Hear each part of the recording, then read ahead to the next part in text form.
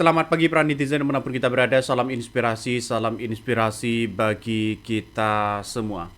Banyak orang yang mengkritik begitu kan soal kebijakan-kebijakan Presiden Prabowo Subianto, termasuk makan bergizi gratis, ya. Terus kemudian termasuk kunjungan ke Amerika, ya. Kritikan-kritikan ini tidak hanya muncul di kalangan kelas bawah begitu kan, ya, juga dari aktivis dari mahasiswa banyak yang mengkritik dan bahkan menantang Presiden Prabowo Subianto.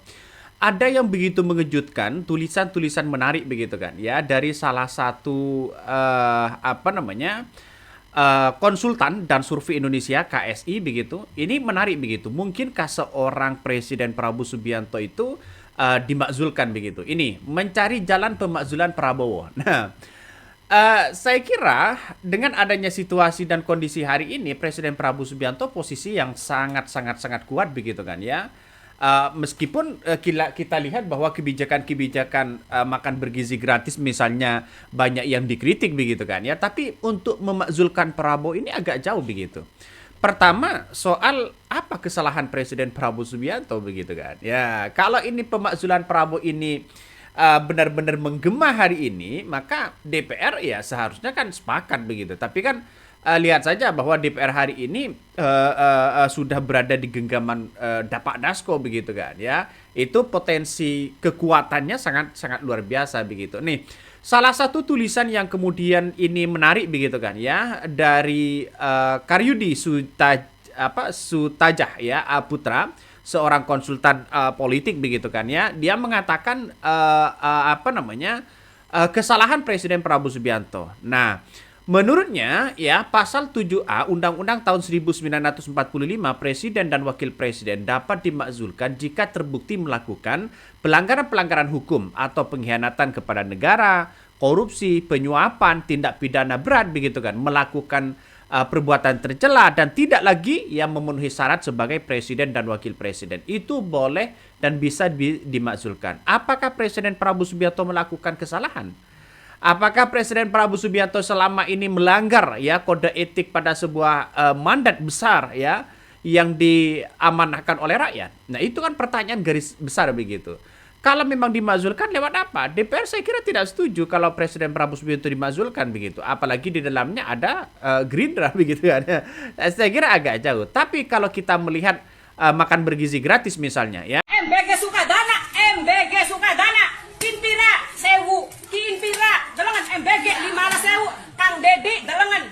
Akhirnya hancur, Delengan hancur rebut, Delengan akhirnya Kang Dedi.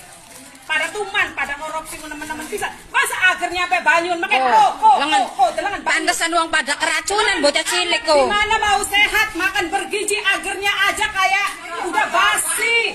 Lihat MBG Sukadana ini Kang Dedi. Nanti kalau dilaporin nggak pada terima, tapi orangnya lihat MBG. Mana makanan gizinya dari mana? Iya. Gizinya dari mana Kang Dedi? Dari mana?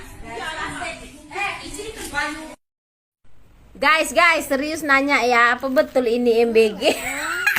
Mungkin ini yang dibilang sapi 1 ekor ya, diganti jadi abon sapi.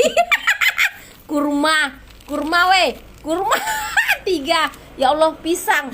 Apa iya serius ini MBG? Di mana letak sehatnya Sumpah. Ini di apa nih SD? Ya Allah Tuhan, ya Allah. Entahlah. Serius ini MBG. MBG pisang 1, kurma 3, abon sapi.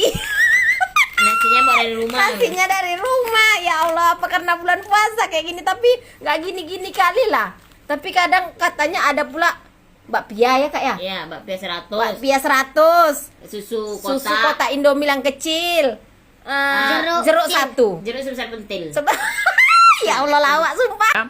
Dalam program makan bergizi gratis, dia mengatakan begini. Dalam program makan bergizi gratis MBG misalnya, Prabowo diduga, ya, melanggar Undang-Undang Nomor 20 Tahun 2023 tentang Sistem Pendidikan Nasional yang mewajibkan besaran anggaran pendidikan sebesar 20% dari APBN. Yang terjadi saat ini, anggaran pendidikan tidak lagi 20% dari APBN karena sebagian diambil untuk makan bergizi gratis. Nah, ini kalau toh pada hakikatnya banyak narasi-narasi yang muncul di berbagai media sosial, maka kemudian ini harus diklarifikasi begitu kan. 20% itu apakah benar dialokasikan ke makan bergizi gratis lagi begitu, separuhnya begitu, berapa persen begitu kan ya. Nah ini yang kemudian saya melihat dan saya baca begitu kan ya, Presiden Prabowo Subianto itu tidak mengambil dari 20% yang kemudian anggaran pendidikan begitu kan, justru dari efisiensi dari yang lain begitu yang saya baca begitu, nggak tahu lagi kalau ada yang salah begitu. Nah, banyak orang yang kemudian dalam tulisan ini begitu kan ya, dalam tulisan ini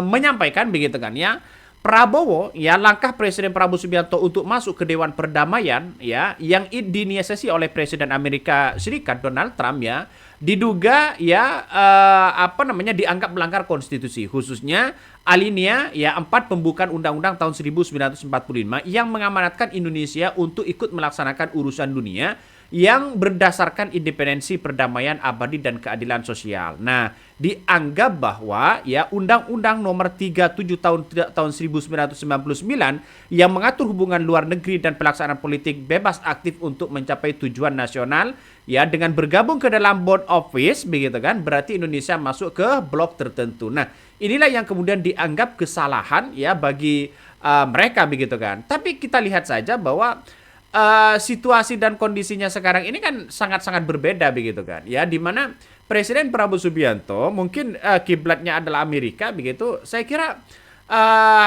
tidak ada hal yang kemudian perlu dikaitkan dengan soal undang-undang yang ada begitu kan, karena ini kebutuhan Presiden Prabowo Subianto ini kan punya hitung-hitungan tersendiri begitu di situ begitu. Dia sebut bahwa dia pernah membayangkan jadi diktator fasis. Secara eksplisit dia menyebutkan secara langsung. Ya, waktu itu kami berbicara bahasa Inggris. That he had imagined becoming a fascist dictator, diktator fasis. Karena Prabowo adalah anggota ABRI TNI yang paling dekat dengan Amerika dalam sejarah ABRI dan TNI. Dia bilang sama saya, Prabowo bilang bahwa I was the Americans' fair-haired boy. Maksud dulu saya anak emas Amerika. Dan itu memang benar. Itu memang benar. Dia favorit Pentagon Amerika dan Intel Amerika, DIA, Defense Intelligence Agency. Tapi yang sangat disayangkan itu adalah masalah soal makan bergizi gratis. Ini banyak muncul narasi-narasi di berbagai media sosial begitu, makan bergizi gratis dianggap tidak sesuai dengan realitas begitu kan ya. Bahkan ini banyak yang mengomentari soal makan bergizi gratis. Dan tidak hanya itu begitu kan ya, aktivis ya dan bahkan BEM UGM begitu kan menantang Presiden Prabowo Subianto untuk berdebat. Ini salah satu langkah di mana orang-orang akan terus membicarakan soal bagaimana makan bergizi gratis begitu kan. Ya, apalagi saya kira makan bergizi gratis ini pahalanya sangat luar biasa begitu. Ini sangat mendukung ya soal pada pendidikan anak begitu. Tapi soal penyelenggara lagi begitu. Jadi artinya apa? Artinya bisa saja sekeliling Presiden Prabowo Subianto memberikan data-data yang mungkin kurang akurat di bawah begitu, atau siapa yang salah begitu? Apa bawahannya ya, atau sekelas menterinya, atau sekelas bawahannya ya yang penyelenggara MBG ini. Tapi kita lihat saja begitu kan ya, kebutuhan anak ya, ketika kita berbicara soal makan bergizi gratis, saya kira ini sudah tepat apa yang dilakukan oleh Presiden Prabowo Subianto. Tapi Pak, Muhammad, ini anak saya datang bawa MBG ya, kita spill dulu. MBG 1 jeruk, MBG bulan Ramadan ya, hari kelima bulan Ramadan. 1 kacang Garuda, ini kacang 1000 ini, kacang 1000. Telur 1 buah. Coba sini. Telur. Ini roti 1000, kacang 1000 jeruk. Masya Allah. Diketahui ini juga SPBG di salah satu Kabupaten Majene, Provinsi Sulawesi Barat. Pokoknya tunggu-tunggu ya kabarku ah. Nah.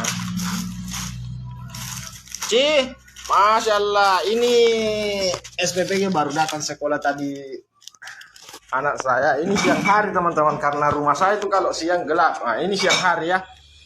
MBG kacang. Inilah yang untuk siswa sekolah ini, untuk siswa sekolah. Roti kacang apa ini? Kacang Garuda, roti gepeng, jeruk sama telur. Nah, kita tidak ketahui apakah memang seperti ini pada bulan suci Ramadan porsinya atau seperti apa. Nanti kita konfirmasi langsung sebentar sore teman-teman.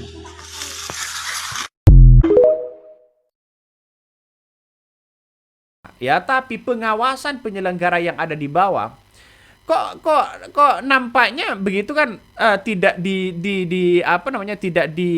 memberikan solusi begitu soal keracunan ya, soal yang kemudian makan bergizi gratis hanya diberikan jeruk ya, diberikan kurma, diberikan telur begitu kan. Tapi makan bergizi gratisnya di situ letaknya di mana begitu kan? Kalau soal dikasih gorengan misalnya dan sebagainya, ini kan sudah banyak bukti-bukti dan realita yang bersebaran begitu kan. Apakah benar atau tidak wallahualam. Tapi melihat makan bergizi gratis ini, saya kira ini luar biasa. Pahala Presiden Prabowo Subianto dan kebijakannya sangat tepat sekali begitu kan.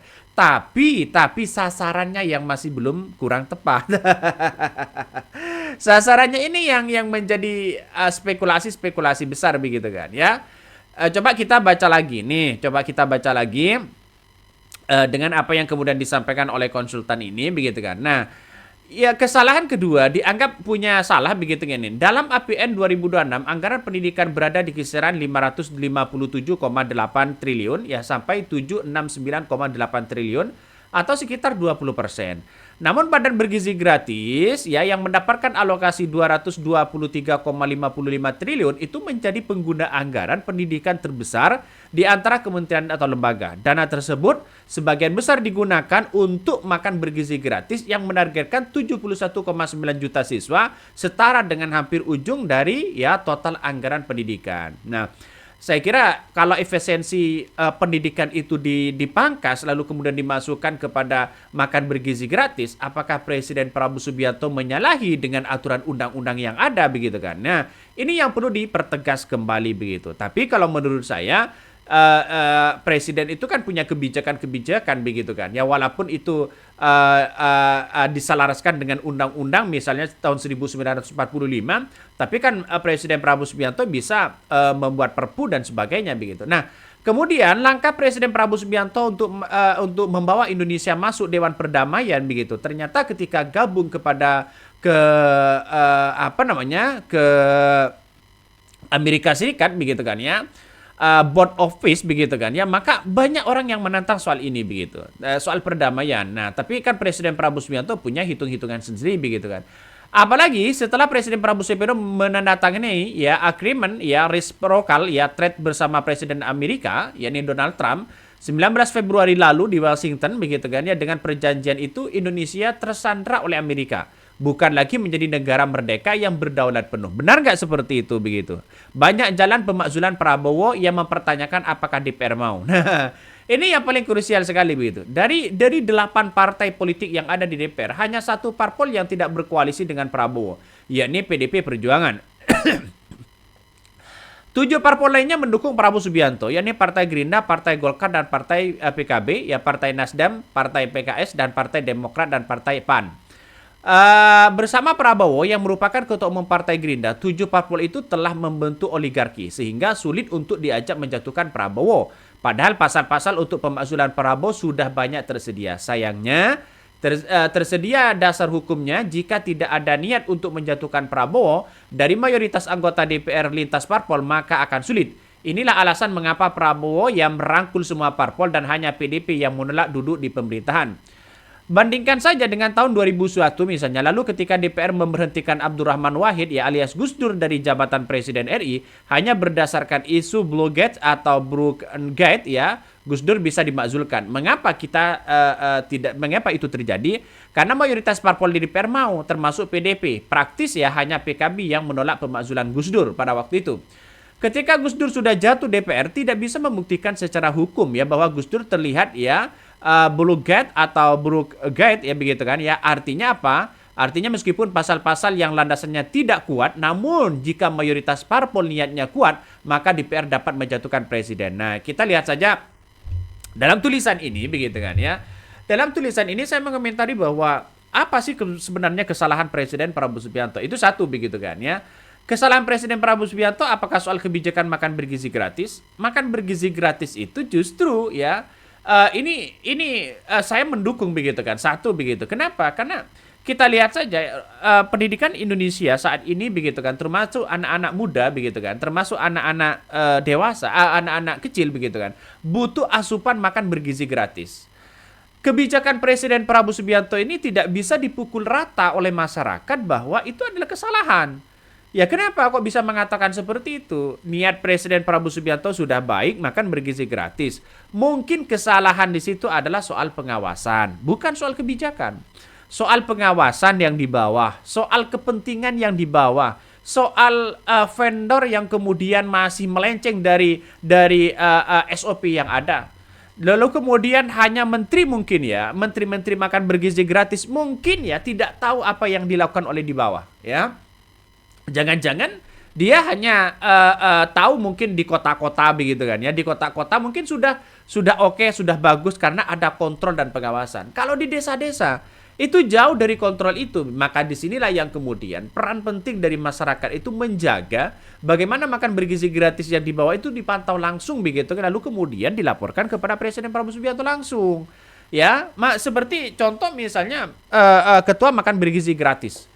Dia memaparkan begitu kepada presiden itu yang baik begitu kan. Yang baik-baik sana sini, soal lele 3.000 lele, satu orang dapat 1 lele begitu kan.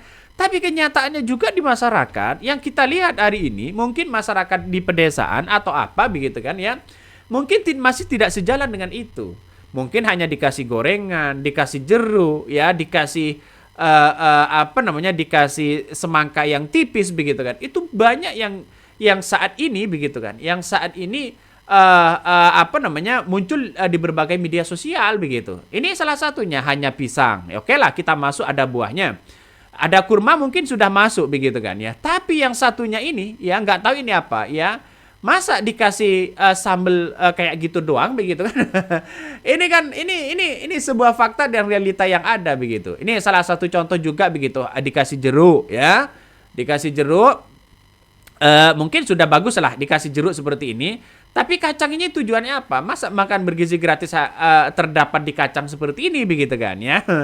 Terus kemudian ada lagi telur ya sudah bergizi gratis begitu kan, sudah bergizi dia ya. Terus kemudian yang terakhir apa begitu kan ya, ada roti lah. Oke lah, ini masuk begitu kan. Tapi kita lihat saja yang diperdebatkan oleh masyarakat itu adalah soal anggarannya. Soal anggarannya ini mungkin dari 4 biji nih begitu kan ya sudah masuk ke dalam kategori bergizi begitu kan. Tapi dengan anggaran ini apakah mungkin dia hanya 10.000 begitu kan. Nah, ini kan menjadi pertanyaan penting begitu. Ini masih banyak narasi-narasi di berbagai media sosial begitu ya. Ini salah satunya ya, agar-agarnya begitu kan ya sudah basi kabarnya. Ini kan menandakan apa yang terjadi begitu kan ya. Jadi saya kira ini yang lagi diprotes oleh masyarakat itu bukan soal isinya begitu, tapi masa iya dengan anggaran seperti ini hanya dapat seperti itu gitu. Inilah pengawasan mungkin Presiden Prabowo Subianto begitu kan ya, karena atas dasar masyarakat kebijakannya sangat bagus begitu, maka kemudian pengawasan yang dibawa ini harus diperketat juga Pak ya. Ketika ada pelanggaran memberikan seperti itu ya kita blacklist aja begitu, ganti dengan yang lain begitu. Oke, mungkin itu yang kami sampaikan ya. Tonton terus di channel Honda Podcast Rakyat ini, jangan lupa di subscribe.